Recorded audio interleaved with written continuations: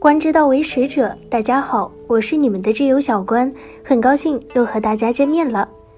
能让大家普遍觉得尴尬，那放屁恐怕要排在第一位了。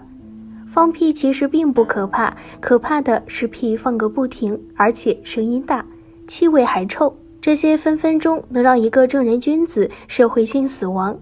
那么是什么原因造成了这种情况？经常放臭屁要怎么改善呢？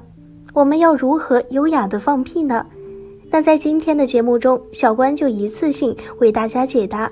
感兴趣的观友们赶紧点点订阅关注起来吧。就在2018年，有一则因为放屁的新闻冲上热搜。当时一名男乘客在飞机上不停放屁，而且气味还很臭，遭到2名乘客举报。结果这名男乘客并没有因此停下，反而还在继续放屁，并与举报的乘客发生冲突，最终因为这场屁，飞机不得不迫降。大部分网友对此的反应都是难以理解的，要么就是好奇这位男乘客吃了啥，只有一位网友正中核心，放屁这么臭，很可能是身体出了问题。说到这里，相信很多观友会有疑问，放屁臭就能代表身体出了问题吗？这是不是在贩卖焦虑呢？当然不是。有一位27岁的姑娘名叫小敏，是一位上班族，最近不管她吃什么总是屁特别多，为此小敏很苦恼。就在屁不断增多的同时，小敏还出现了腹泻、腹痛等症状。但由于平时经常吃麻辣烫和火锅等辛辣食物，所以小敏并没有在意，以为只是饮食问题。父母在发现了小敏的异样后，马上带她到医院检查，结果检查出来的病理结果却显示小敏为胰癌3期。一家人怎么也想不到，仅仅只是放屁增多罢了，怎么就成肠癌了呢？这是由深圳市人民医院提供的一则案例。这则案例也用现实说明了，有时候屁真的没我们想象的那么简单。放屁是我们调理气机和协调脏腑机能的一种外在表现。我们身体产生气体的地方是胃部，主要是因为胃部会分泌胃酸，并且以此来分解食物。我们平时的打嗝就是排出胃部气体的一种方式。经过胃部的食物到达肠道后，已经是变成糊状了。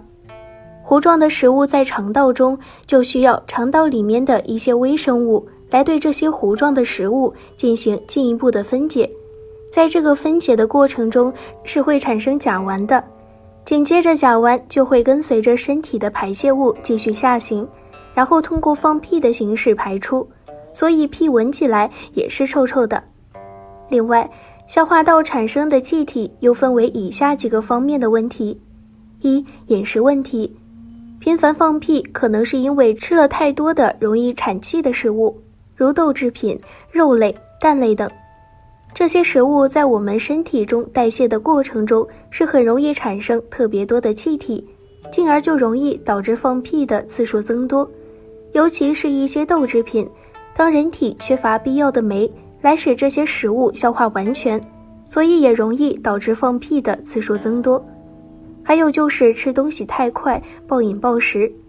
很多人在吃饭的时候没有细嚼慢咽的习惯，总是速度比较快，导致在吃东西的同时吸进去太多的空气，进而就容易导致胃胀气，会使得放屁的次数增多。2、消化不良。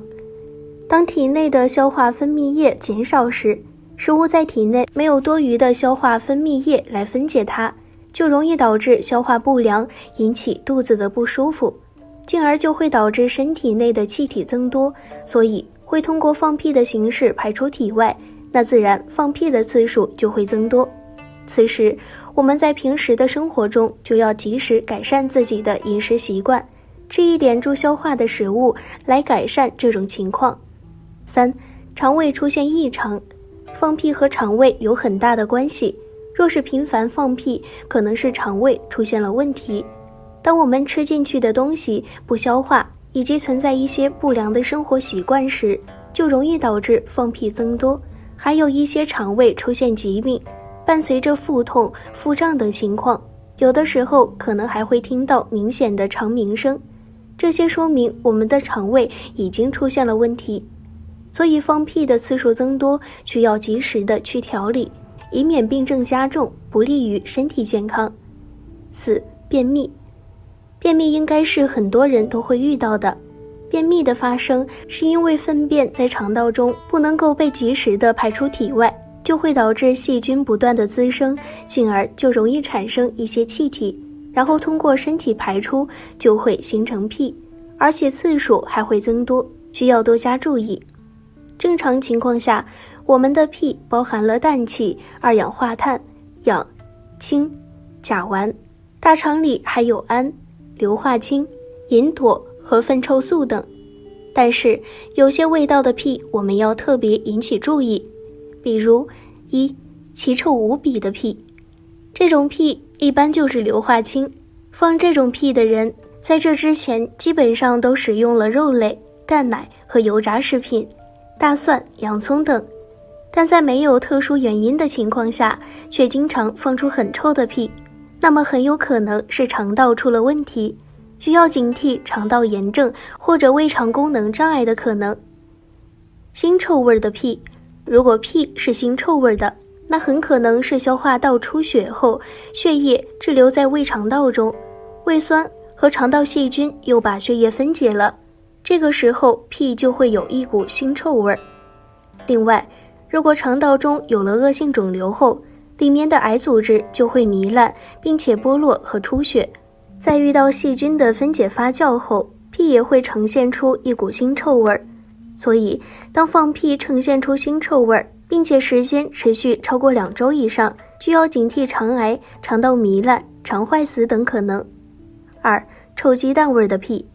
这种屁是因为人体在摄入过量蛋白质与脂肪后，小肠无法消化，这些物质就会被转移到大肠中去。当这些物质进入大肠后，大肠中的菌群就会失调，并将富余的营养素分解成胺类物质。需要注意的是，胺是一种致癌物，而且很臭，所以如果出现臭鸡蛋味的屁时，就要减少动物性食物的摄入，并增加蔬菜和五谷杂粮的摄入。这个时候，如果臭鸡蛋味屁还存在，并且很频繁，就一定要重视起来，最好及时就医。那么，为什么有人屁多，有人屁少呢？排除疾病因素，在食用过多淀粉类、蛋白质类和刺激性食物，以及吃饭时速度过快、吃饭时话多的情况下，都会导致屁的数量增多。另外，服用了抗生素类药物也会导致屁增多。像上面这种因为饮食习惯和吃饭习惯导致的屁多，不需要过于担心，属于正常情况。相比之下，那些一年到头很少甚至从来不放屁的人更需要担心。屁少或者不放屁，基本上是胃肠道出现了问题。如果是缺少锻炼、久坐等，这个时候就很容易引起便秘和腹胀等不良反应。所以，如果很少放屁的人更需要注意，平时要多吃一些水果蔬菜，多锻炼。每天都放很多屁的人，头等大事就是调理身体，减少放屁。毕竟动不动就放屁，对个人形象影响很大。还有，屁多肚子也容易胀气，让你身体很难受。所以，这些改善放臭屁的方法，你一定要谨记在心。最后，重点来了，如何放一个不尴尬的屁？想要放一个不尴尬的屁，就要从根本上解决问题，合理减少放屁的数量。首先就是少吃那些产气的食物，红薯、土豆、豆制品、碳酸饮料、洋葱、卷心菜、大蒜等。